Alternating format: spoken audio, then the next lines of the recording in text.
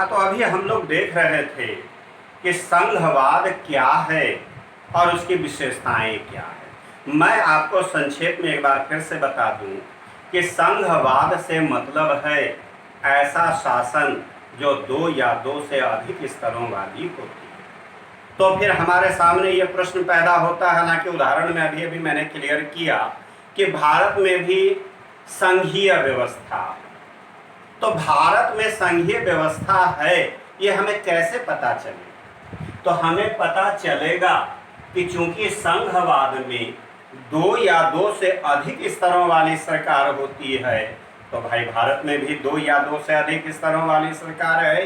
कहने का मतलब कि 3 स्तरों वाली सरकार है भारत में, केंद्रीय सरकार, राज्य सरकार और स्थानीय सरकार। तो इससे स्पष्ट होता है कि भारत एक संघीय देश है, क्योंकि यहाँ शासन 3 स्तरों की है, जो संघवाद की विशेषता है। दूसरी विशेषता में आप देख रहे हैं कि भारत में भी विषयों का, शासन से संबंधित विषयों का विभाजन संविधान के द्वारा इन सरकारों के बीच में कर दिया गया है। क्योंकि संघवाद की विशेषता में अभी आपने देखा कि संघवाद में शासन से संबंधित सारे विषय केंद्र सरकार और राज्य सरकार के बीच में विभाजित रहते हैं। भारत में भी ऐसा विभाजन है। शासन से संबंधित विषयों का विभाजन करने के लिए भारत में 3 सूचियां बनाई गई हैं भारतीय संविधान में। संघ सूची के विषय, राज्य सूची के विषय और समवर्ती सूची के विषय। संघ सूची के विषयों में जितने भी विषय हैं, उस पर कानून बनाने का अधिकार केवल केंद्रीय सरकार को है, जबकि राज्य सूची के विषयों में कानून बनाने का अधिकार राज्य सरकार को है, और समवर्ती सूची के विषयों में कानून बनाने का अधिकार केंद्र सरकार और राज्य सरकार दोनों को है। तो इससे स्पष्ट होता है कि भारत एक संघीय देश है, क्योंकि यहाँ शासन से संबंधित विषयों का विभाजन केंद्र सरकार और राज्य सरकार के बीच में स्पष्ट रूप से कर दिया गया। इससे स्पष्ट होता है कि भारत एक संघीय देश है। भारत को हम संघीय देश और क्यों मानते हैं, तो आप तीसरी विशेषता में देख रहे हैं कि भले ही संविधान द्वारा शासन से संबंधित विषयों का विभाजन केंद्रीय सरकार और राज्य सरकार के बीच में कर तो दिया जाता है, लेकिन ये शक्तियों का विभाजन समान रूप से नहीं होता। असमान रूप से अधिकारों का वितरण होता है, असमान रूप से। कहने का मतलब कि केंद्रीय सरकार ज़्यादा शक्तिशाली है।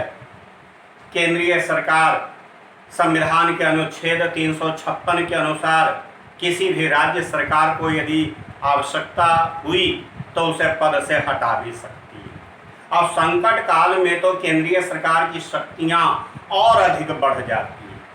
तो संघवाद में ये शक्तियों का विभाजन तो होता है, विषयों का विभाजन तो होता है, लेकिन ये शक्तियां केंद्रीय सरकार और राज्य सरकार के बीच में समान रूप से नहीं होती।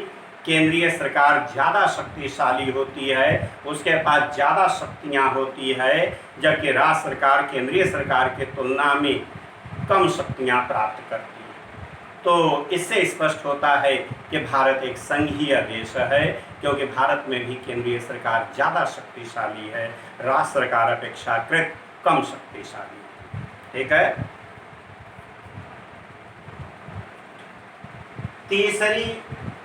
तीसरी बात से यह स्पष्ट होता है, जैसा कि अभी हम लोगों ने संघवाद में देखा, संघवाद की विशेषता में देखा कि संविधान के मौलिक प्रावधानों में संशोधन करने के लिए केंद्रीय सरकार और राज्य सरकार के बीच में सहमति आवश्यक है। बिना राज्य सरकार की सहमति के केंद्रीय सरकार संविधान के मौलिक प्रावधानों में संशोधन नहीं ला सकती।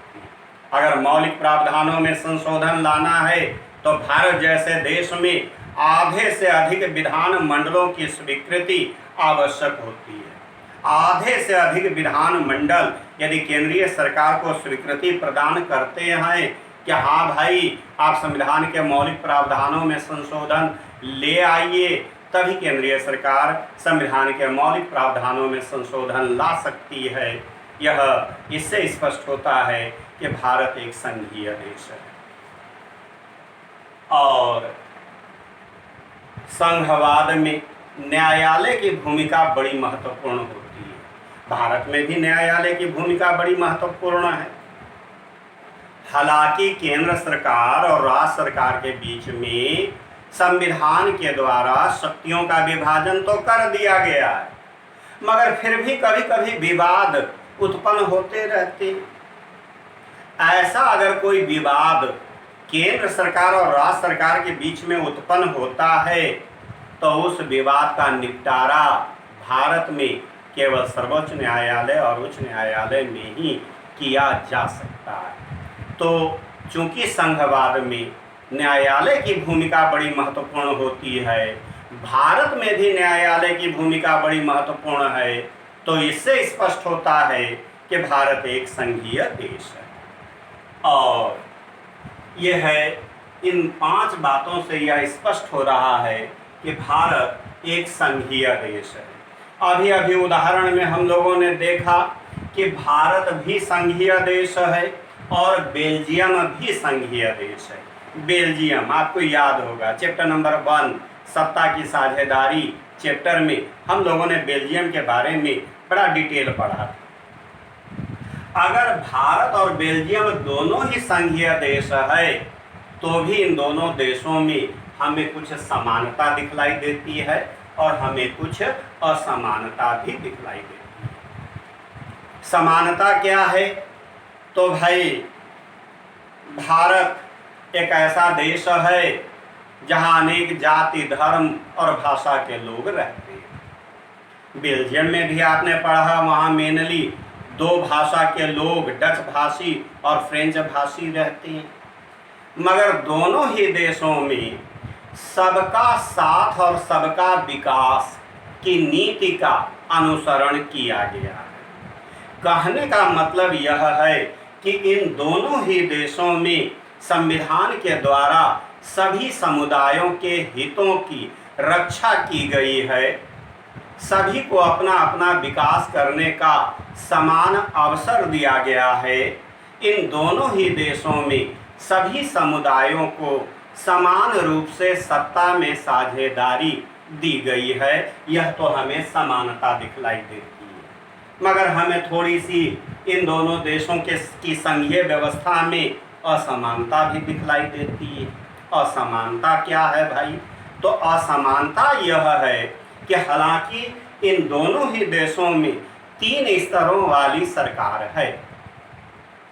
भारत में भी केंद्रीय सरकार और राज्य सरकार है, तो बेल्जियम में भी केंद्रीय सरकार और राज्य सरकार है।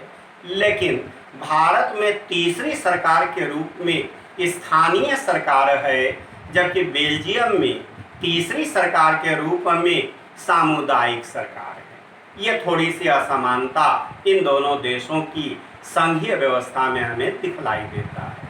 तो सिविक्स का यह दूसरा चैप्टर संघवाद का एक टॉपिक समाप्त हुआ, लेकिन अभी यह चैप्टर समाप्त नहीं है। अगले क्लास में हम लोग इसके दूसरे और आखिरी टॉपिक पर चर्चा करेंगे। लेकिन आज के लिए बस इतना ही। Thank you.